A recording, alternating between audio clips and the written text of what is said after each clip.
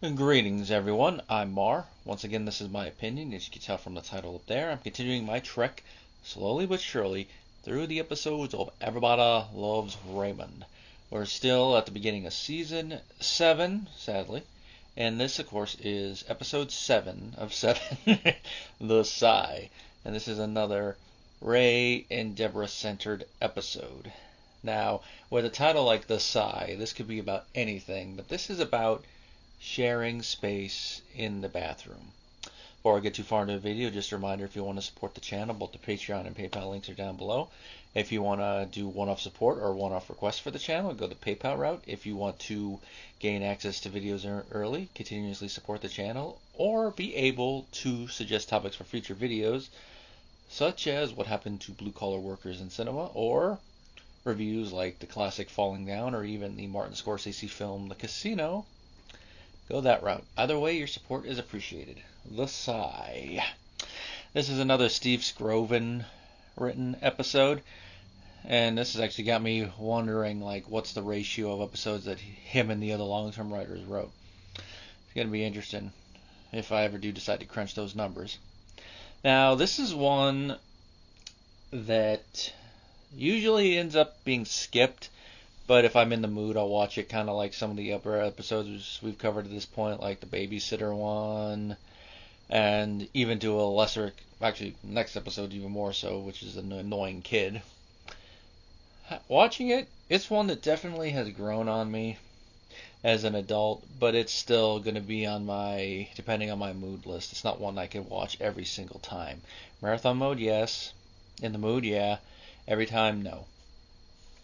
Now, the plot of it is we see Ray and Debra in their bathroom trying to go about their nightly stuff. And part of the problem is that they have an itsy bitsy teeny weeny little mirror. Which right away watching that, I'm like, well, part of the problem there is if they fix the mirror, they'd be able to get all their stuff handled, which, holding on that thought later, will become relevant again. And of course, Ray makes the wrong comment about, why don't I just give you the bathroom? And Debra jumps on it like, really? Now there, right there, I know Debra has all her little issues and all that she deals with, the kids, dealing with Marie, Frank, and the rest of the Barones. And of course, the fact that she's living with and married to Ray. And we've all talked about all of his issues ad nauseum. I'm going to bring them up again here, just the fact that he's a typical TV dad and a little bit of his man-child-esque stuff. Even with all that, wanting to have a solo bathroom to himself when there's only 2 restrooms, that right there is very, very selfish in my opinion. And for her to go, like, jump on it like, really? Like it's anything other than just him just being his typical Ray sarcastic self, that was stupid. But as I've mentioned before, like they mentioned in the season 6 thing, you have to have friction, and if without that stuff, there'd be no show. And of course, if you know anything about relationships, you know sometimes arguments are started over stupid shit, and this is the genesis of one, but hold on to that. Now Ray eventually decides, yes, I'll give you the bathroom. He's like, hey, what do I do? Shave, brush my teeth, what else do I need? That's going to be a decision he's going to regret, because now he has to share a bathroom with the kids, with twin boys and his daughter. And you can already imagine how that's going to be. The whole thing of the twins hogging the bathroom, going to the bathroom. What, you playing with your toys in the bathroom? It helps me. A little funny thing. Or when he finally gets in there having to do everything, and then Allie coming in, I got to use the restroom. Which, I'll say it's a good thing that they did this early in the kid's life. Could you imagine how embarrassing this would be for Ray if it was a couple years later? Allie's starting to go through prepubescent change and all that. Oh, he would not like it. Well, Ray, after being kicked out of the bathroom by the kids, goes back to the old bathroom, and boy, has Debra really changed it. Added candles, and she fixed the main issue that was with that and added a larger mirror. And of course, Debra comes and shows it off to Marie, and Marie and her finally have something to bond over. And they talk about candles and the different type of faucet for it. Now, Ray does talk to Frank and Robert about the situation, just like Debra talked to Marie about the situation.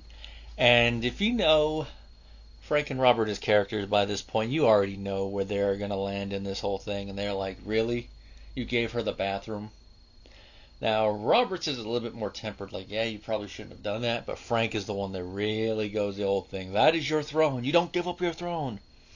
And they're ragging on him a little bit. And Ray's doing his usual thing, trying to support his wife, stand by his decision. And I love the way that this scene ends, where Robert is, doing his little thing where he seems like he's agreeing, and then he makes a point.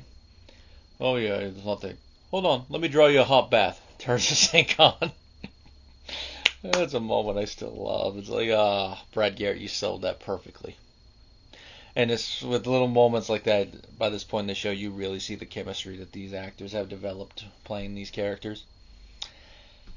Now, it seems, or you would think, that the stuff that they have said is not going to get at him, but then if you were to really think that, as Ray has said in an episode, are you new here?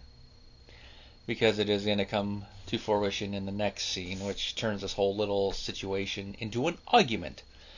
As Ray's down in his office, next to the hot water heater, typing away, Debra comes downstairs on the phone looking for a bill or check or something.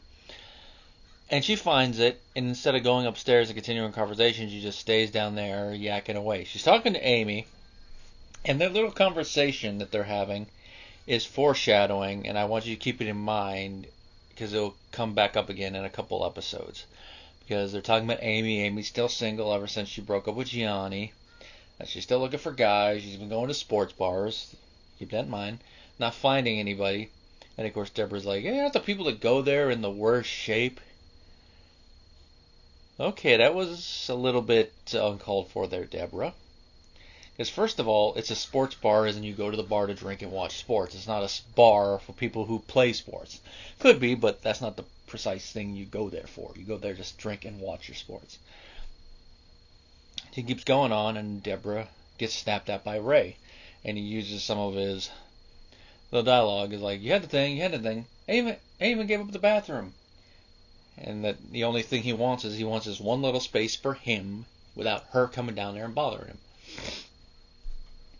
And of course, Debra hangs up the phone politely, and she and Ray get into a little bit of a tiff. And then she goes back and starts undoing the bathroom. Ray and her, try to talk things out, and it leads to a fun argument that ends with them getting into a water fight. I'm not going to spoil all the specifics there, but it is fun. Now, you can say what you will about Ray snapping at her, it was a little uncalled for, but there was no reason for Debra to be standing there yakking on the phone while Ray's trying to work. Because while I've not written an article about sports, I could tell you when you're trying to get into the writing zone and someone comes in and interrupts your space and they're having a conversation that's distracting your mind from focusing on what you're trying to write, it can not put you in a good mood. And you're going to want to tell somebody to get out of there. And especially with everything going on, you can kind of understand, if not agree with, why Ray snaps. And then it leads to the whole argument and all that. And like I mentioned at the top, the whole thing about Debra wanting the bathroom to be her own, that's a little selfish. Now, the ending of the episode does end on a kind of a fun note with them reconciling and then having a little joke with the kids, or at the kids, I should say. Oh, fun. And then the epilogue, it is what you would expect for this episode. All in all, Sigh, it's a funner episode than I remember it being. Even with all the little high notes and all that, and makes you wonder about fights and relationships again. It's definitely one that's staying on the skip list. I mean, I can understand if someone else really does enjoy it, but for me, it's one that it didn't really rise above what it was before. I could probably see myself watching it more than I would before. But it's still one that I gotta be in the mood to watch. Now, let's see if that opinion changes on the next episode. Episode 8, which will be The Annoying Kid. Till then, guys.